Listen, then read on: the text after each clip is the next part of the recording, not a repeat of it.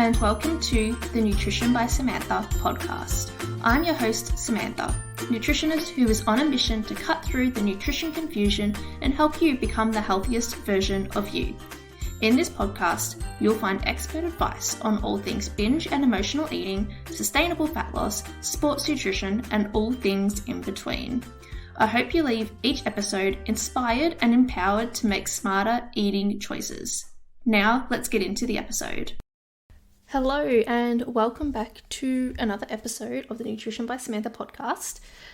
Today, we'll be talking about two different things. So, about how your body tries to achieve homeostasis and maintain body weight, and also vitamin D deficiency and the importance on making sure you do have enough vitamin D in your body.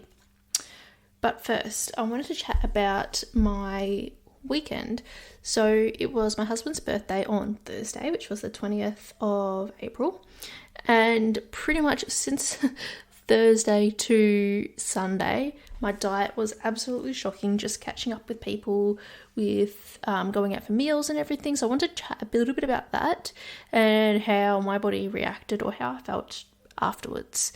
So on Thursday, he didn't want to go out for dinner or anything. He just wanted to stick to his usual meals because he knew once the weekend comes, he's going to be eating a lot more than usual. So he thought, I'll eat well on my birthday for all the things we have coming up for the weekend, which was fair enough because he was totally right. And I was trying to push making him dinner or, cook him a meal, but he didn't want that. He just wanted to stick to his usual meals. And for dinners, he usually does my Muscle Chef meals.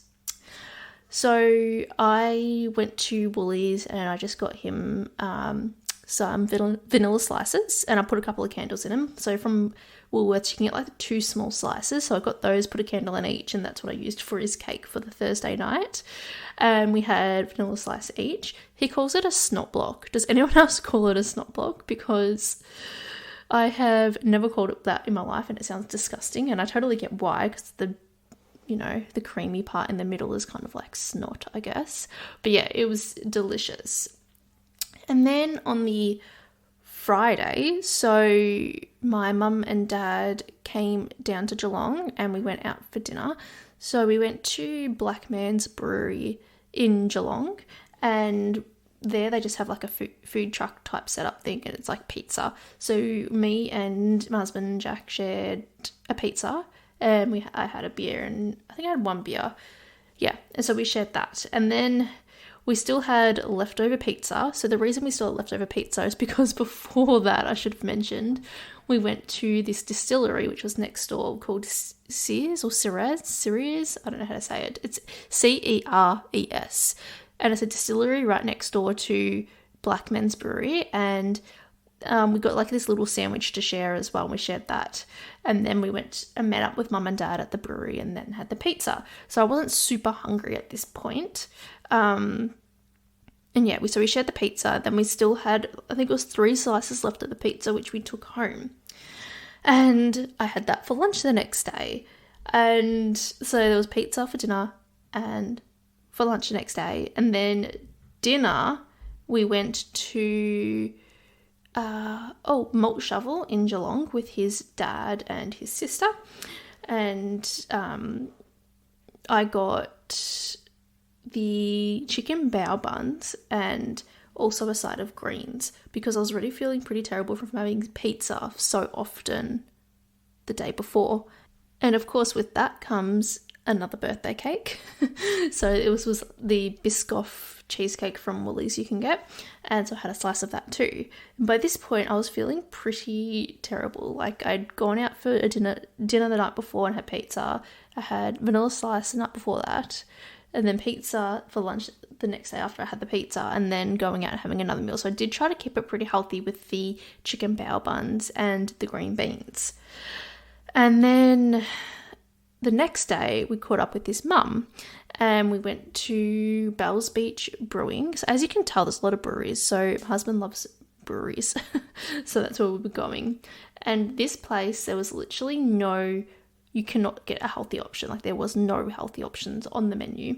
And by this point I wasn't feeling the very best with my nutrition because I just hadn't eaten very well. So when we got there, I just got the fries and just picked at them. Like my husband got the fries and I just picked at them while I had beers.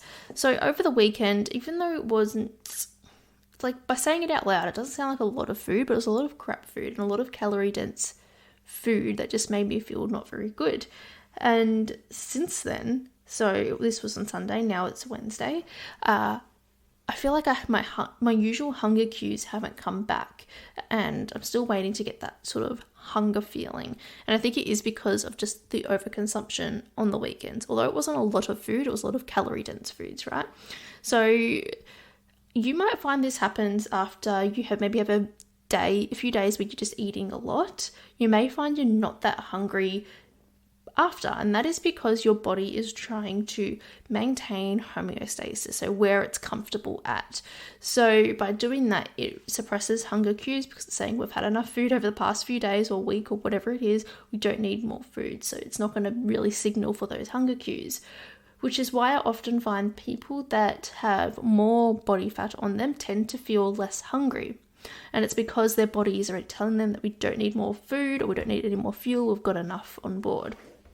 So they don't get the intense hunger cues that other people would get. So after this weekend, what did I do?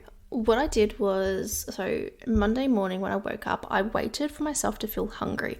I got up at like 5 a.m. Monday morning and I went to the gym, worked out, and I finished, and I still just wasn't hungry. My belly just felt full and hard, and I still wasn't hungry. So I waited, and it wasn't until I got home actually, and I had just a small squeeze pouch yogurt. It's less than, I think it's like 100 calories. It's nothing. So I just waited and waited. And it wasn't until about lunchtime that I sort of got somewhat hungry. But pretty much ever since the weekend, I still haven't really had my regular hunger cues that I would usually have. So at the moment, I am trying to stick to having breakfast, lunch, and dinner, but not as big of a meal as what I would usually have. So I am trying to limit the size just because I still don't have those regular hunger cues, and usually before a meal I'm really hungry, but at the moment I'm just not. I'm just like, oh yeah, it's time to eat. I feel somewhat like slightly hungry, so I just better eat because I know I should. So I'm just sticking to smaller meals until I get that regular appetite back, which I hope is soon. But yeah, I don't know what's going on. Like, I haven't had this type of reaction to overeating on the weekend before, because quite often I have weekends like this where I'm just always out and always busy doing things, and I end up going out for dinners a lot more than usual. But usually by Monday my appetite is back to normal, but I don't know what's going on this time around. So I thought I would share that if anyone else finds that interesting or gets the same thing after like a busy weekend and dining out a lot. I did try to make the best choices where I could, but a lot of places we went to, there was no good choice. For example, pizza, the place we went for the pizza, there was no other option apart from pizza. And then on the Sunday, there was no other option but burger and chips from the menu. So what do you do, right? What do you do? I still have Biscoff cheesecake in the fridge, which I really want to have a slice, but I know probably shouldn't because I don't need it and I've already overconsumed from the weekend. Now going on to the homeostasis part of it, which is where your body's trying to stay at its usual weight. So you would find this also when maybe you've gone a few days with not eating properly, or you're severely under eating, and then you'll find your body's like, oh my god, I need food, I need to build up my energy stores, and then you end up overeating in the next few days. And that's just your body's way of trying to maintain balance, which is similar to what my body's doing at the moment. You'll even find this when you're cold and you start shivering. So your body's shivering to try and keep you warm, to keep you at homeostasis. So there's little things that your body does to help keep it where it's comfortable at and where it should be at for you. All right, so going on to today's recommendation, it isn't a product, but rather a way of cooking a food. And I love it so much. It's my favorite. The only thing is that it does get it doesn't get expensive, but it does add up. So what I love to do is stir fry my greens, so like bok choy, pak choy, choy sam, those type of Asian greens. I love them so much. Broccolini as well. And then stir fry it with teriyaki sauce and also a chopped up chili. Just stir fry that all up until it's softened but not burnt or overcooked or anything, and then have that as a side with my main meat source of protein, whether that's salmon or chicken, whatever it is. I just think it's so delicious and it tastes amazing, and I just love pretty much anything Asian inspired I love. So that is my favorite. Get like the Asian greens with some broccolini. You can seriously just eat so much of it. It's so good. Get some teriyaki sauce. I'm pretty sure I use the Aeon brand. And then, chop up a chili, stir fry it all up. It's so easy and it just tastes amazing. I had it, if you follow me on Instagram, I had it as a side with my dumplings the other night.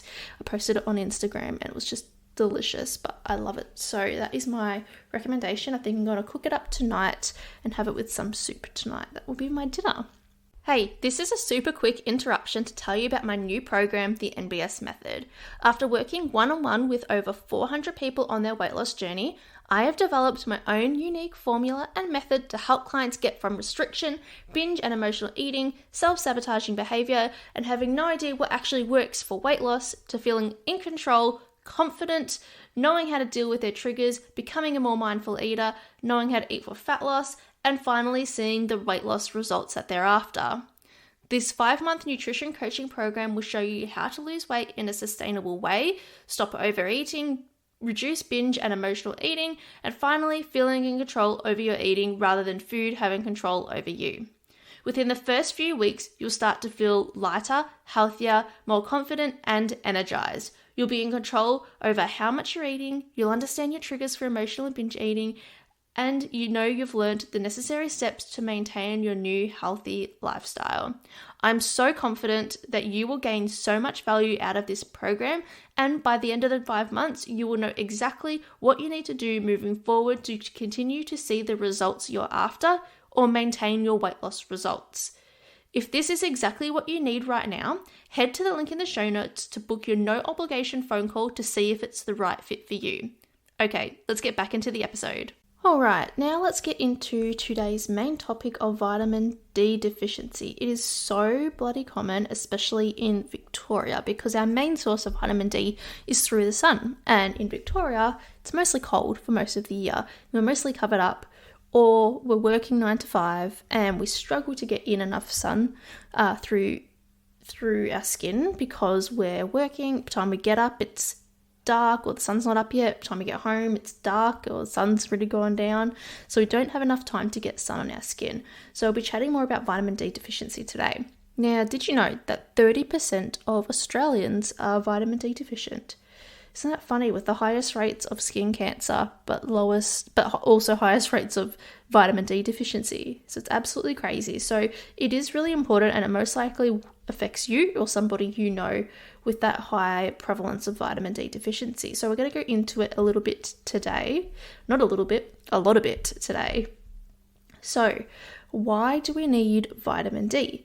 So vitamin D is needed to absorb calcium from the intestine to support healthy bones. Vitamin D also plays a role in supporting growth and maintenance of the skeleton and regulating calcium levels in the blood. So it is really important for our bone health, particularly if you have osteoporosis or you're at a high risk of getting osteoporosis.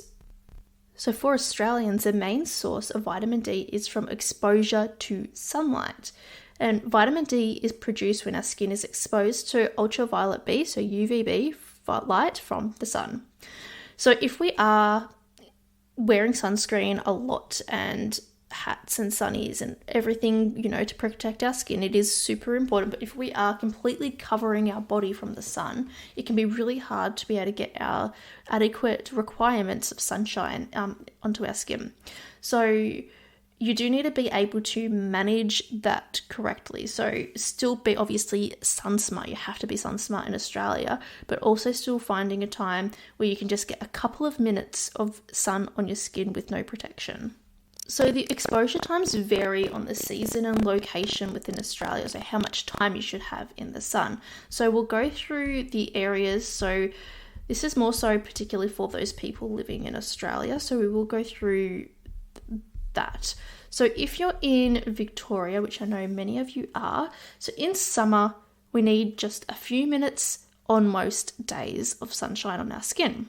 Whereas in May to August, we need about 2 to 3 hours per week. So that is quite a bit of time to be having the sun on our skin, especially when it's cold. It's not often we're going to be in a t-shirt or singlet and just sit outside in winter.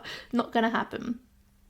And that's the same in Tasmania, Canberra, New South Wales, Perth, and Adelaide as well.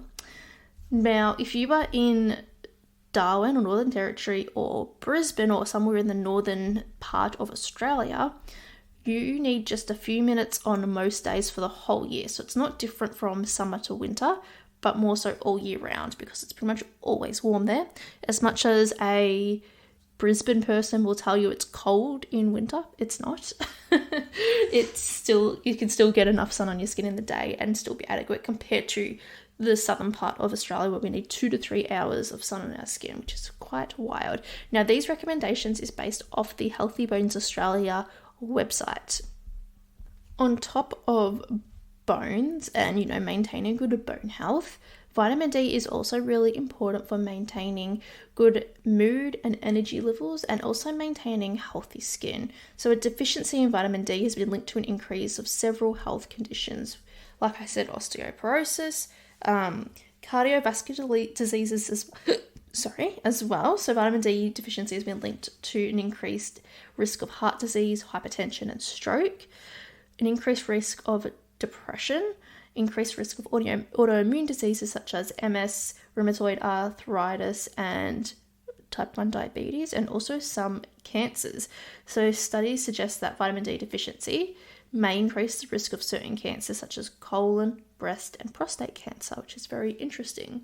Now, if you have been vitamin D deficient before, you can only really find out from a blood test, because the symptoms of vitamin D deficiency are there, but not many people get the symptoms. So these symptoms include fatigue, muscle weakness, bone pain, and frequent infections. So it is better to just get tested to know if you are vitamin D deficient, especially if you know you are not getting in the sun enough.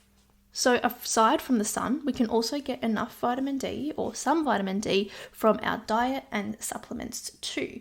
So it is difficult to get enough vitamin D from food alone, so you do need to make sure you're either supplementing or getting in the sun to maintain optimal vitamin D levels. Some dietary sources of vitamin D include fatty fish such as salmon, tuna, and mackerel, egg yolks. There are some fortified milks and orange juices and cereals that are fortified with vitamin D. And as a little fun fact, mushrooms as well. So the way you can get enough vitamin D through mushrooms is if you buy your mushrooms, you put them in the sun gills up for about 20 minutes, and then you consume the mushrooms, then you get an adequate amount of vitamin D in your diet, which is crazy. You can give that a try. If you even look out on some supermarkets, if you look at the mushrooms, some of them will say fortified with vitamin D, and that is because they've been exposed in the sun. So yeah, very interesting. If you like your mushies, definitely give that a go. I would also recommend, just to make sure you are still getting enough sunlight on your skin, or supplementing as well. So with supplements, the ones you want to look for are vitamin D3 supplements. So you can get them anywhere really. They are super, super cheap, and you don't really need to get a script for them. You do want to be careful of how much you have. It is hard to overdose on vitamin D. You need to consume quite a lot. But if you are deficient, it's best to go to see your doctor and get their recommendations on how much vitamin D to have. I recommend a certain amount to my clients, but that's just because I know them and know how much they need. So it is dependent on the person, how much vitamin D they need and what their general living situation is like, as in like, are they constantly in the sun or not? Like, how much do they need and how much they need for how long to be able to get up to adequate vitamin D levels. Once you do get your vitamin D levels up, it is important to try and maintain that with either a supplement or changing your lifestyle to be able to get out in the sun a little bit more. Now, vitamin D also plays a critical role in helping the body absorb and use several other essential nutrients, including calcium, phosphorus, and magnesium. So vitamin D helps the body absorb calcium from the diet and also helps to maintain calcium levels in the blood. And calcium is necessary for building and maintaining strong bones and teeth, muscle function, and proper nerve function. So it is important to make sure we are getting enough vitamin D to help us absorb the calcium in our for our bones as well. It also helps absorb phosphorus. And this is important for bone and teeth formation as well, for cell growth and maintenance of healthy cells and tissues.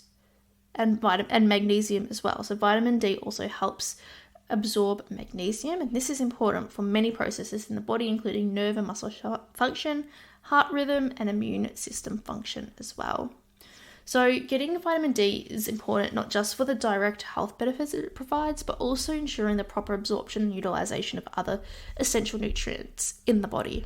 So when I worked in an office, it was really hard for me to get enough vitamin D. So I ended up becoming vitamin D deficient, and whether that was because also I was a vegetarian and vegan at the time and I wasn't able to get in vitamin D through the fatty fish or not, the fact is I was still vitamin D deficient, and I do think I put it down to just not getting in the sun enough. Like, I do remember at that time thinking, wow, it's Friday and I haven't even been out in the sun. Like, I haven't got sun on my skin in a whole week. So no wonder why I got vitamin D deficient.